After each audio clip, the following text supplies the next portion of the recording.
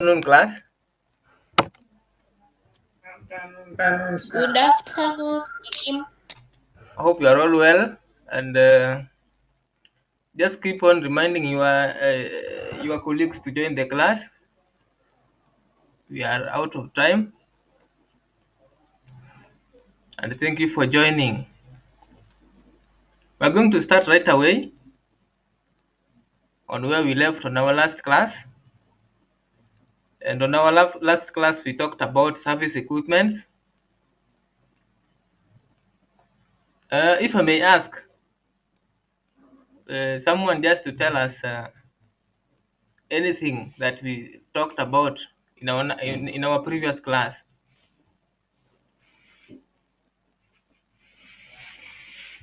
Can we remember?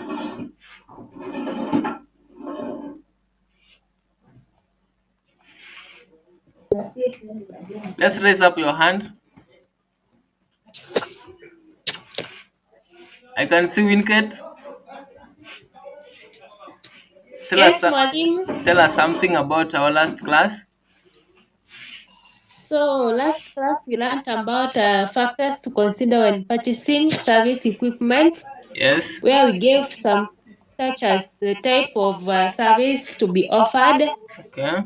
the type of clientele. Also, when you are purchasing the equipment, you should check for durability of the equipment and the ease of maintenance. Wow, that's good. That's wonderful. I can see that you are studying hard.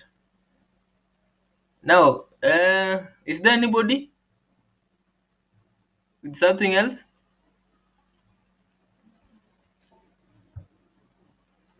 Yeah, we also talked about service equipment, large service equipment, small service equipment, and I urge you to go through your notes and keep on reminding yourself. Today we are going to talk about service, food and beverage service departments or the ancillary departments.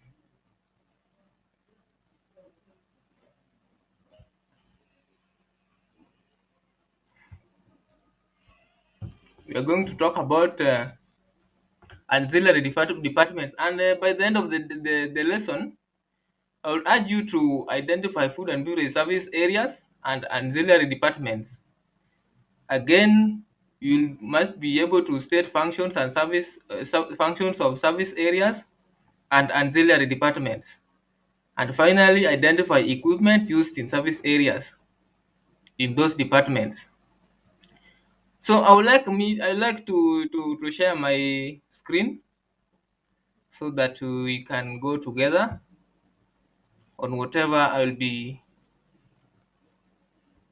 teaching you today.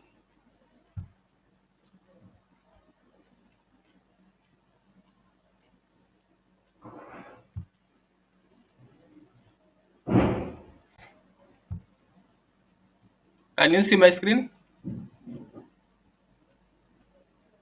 Yes, teacher. That's good. That's wonderful. Now, today we are going to talk about food and beverage service areas and ancillary departments. And to your level of understanding, if I may ask, is there anyone who knows the some of these departments of or areas, food and beverage areas? Huh? Brenda, Yes, yes, Mwalimu. tell us one food and beverage food and beverage area. We have the still room, Yes. hot plate. Uh-huh. Okay, that's good. That's good. I can see you are studying ahead. You are studying ahead of the teacher, right? Now, food and beverage service areas. Most of the work of mise en place starts in the service areas. In large establishment, this is the This area is found between the kitchen and the food service areas and is one of the busiest areas, especially at service time. So we find that during service time, the most of the work of the mission plus and mission scene mostly are done at the service areas in large establishments.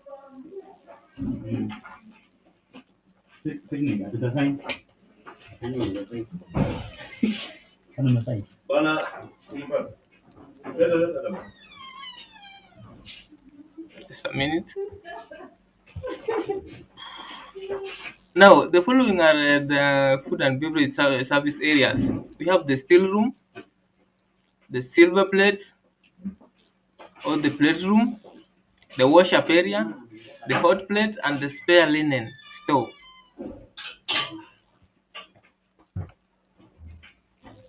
And during your service, wherever you have been doing service or at home, you have kitchen and you have these areas.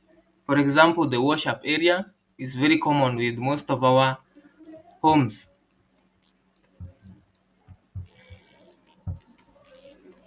Now, we're going to start with the still room. And we find that the main function of a still room is to prepare and provide food items and equipment which are not catered for in any other major departments in food service operations. For example, the kitchen, ladders, and the pastry. The main function of the still room is to produce a wide variety of food items and ensure their proper storage, preparation, and presentation. At a considerable amount of equipment is used. For example, the double sink and the drainage board for washer purposes are found in the still room. Are we together up to that point? Yes. Anybody with a question? Anybody with a question? Silent means you are getting what is going on. Now, the equipment that may be found in the still room include the refrigeration for storage of perishable items like milk, for refrigeration, then beverage making facilities like for the coffee making. We also have sink and wash machines.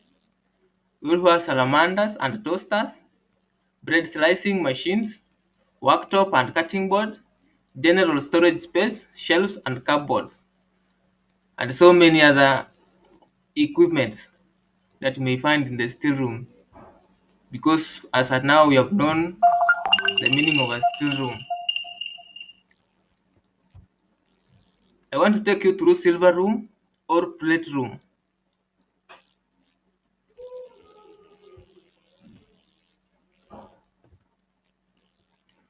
Silver room or plate room. In a large or more luxurious establishment, the silver room or plate room may be two separate units, but in majority of places they are often combined with the pastry or wash-up area.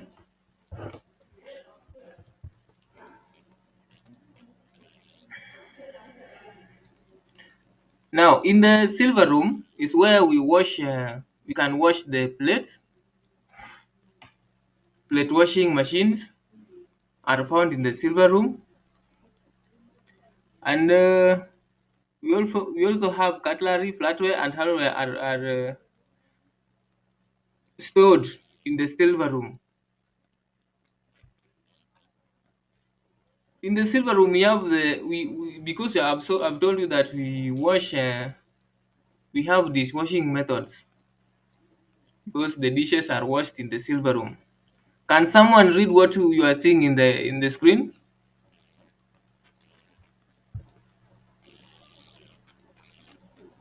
Raise up your hand if you are able to see.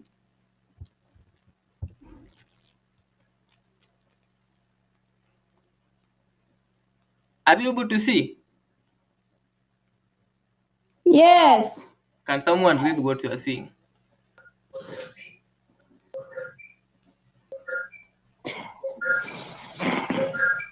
Silver cleaning Silver cleaning methods. method.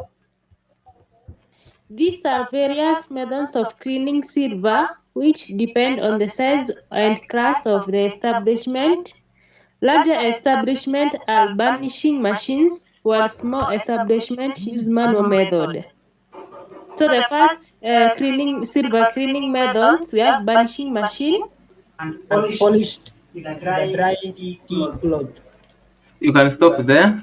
Now we have the number two. We have the polyvit, which is an aluminum metal sheet containing holes. The polyvit is placed in a bowl together with some soda.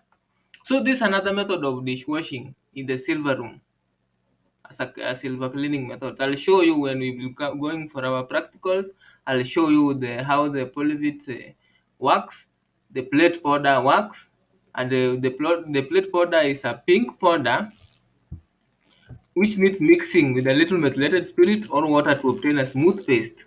That one also I'll show you how it works. The end of the lesson today, and we have talked about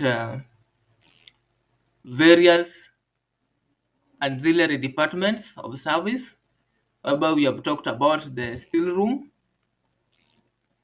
the silver room, where we have talked about the different silver washing methods, and we have also talked about the wash up areas. We will continue from that point in our next class. But before you disperse, anybody with a question? Anybody with a question? Rose, Rose, Yes, Malim. you have a question? Yes, I just request you to pardon on how the banishing machine works. I haven't gotten the point clearly, please. The point on Banishing machine. and this safety shield depends on the size of the machine. There are many different sizes of a machine, which it might be divided into compartments. Then it is designed in a way that it holds specific sizes of a silver.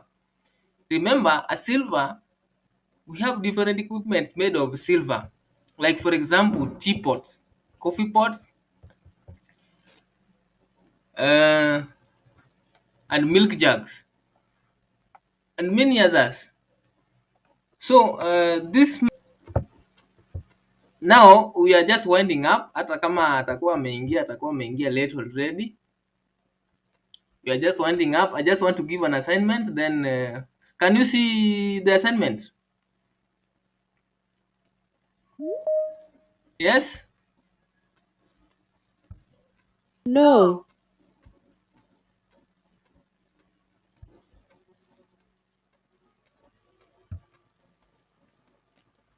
Can you see? Yes.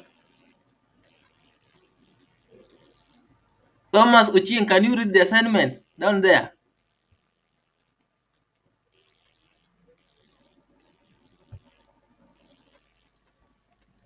Thomas Uchieng, can you read that assignment? It means he is not seeing.